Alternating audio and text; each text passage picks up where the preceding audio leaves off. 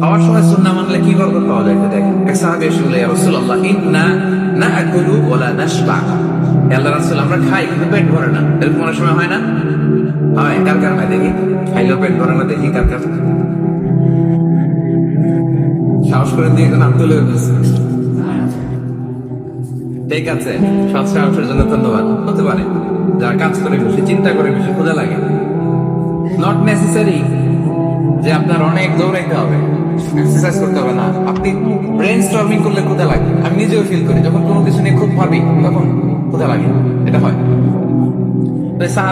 সাহাবীরা কি চিন্তা করেন, কি সিম্পলিস্টিক লাইফ লিড করতো। মনে যা আসছে নবীরে বলে ফেলছে, এ রাসূলুল্লাহ, ইন্না নাআকুলু ওয়া লা নাশবা। রাসূল, আমরা খাই কিন্তু পেট ভরে না। পেট ভরে না কেন? রাসূল সাল্লাল্লাহু আলাইহি ওয়াসাল্লাম কি বলেন? রাসূল সাল্লাল্লাহু আলাইহি ওয়াসাল্লাম বললেন, লাআল্লাকুম তাকুলুনা মুতাফাররিকিন। মনে হয় তোমরা একা একা খাও, একসাথে খাও না। মনে হয় তুমি একা একা খাও, মেবি ইউ ইট অ্যালোন। একসাথে মনে হয় খাও না।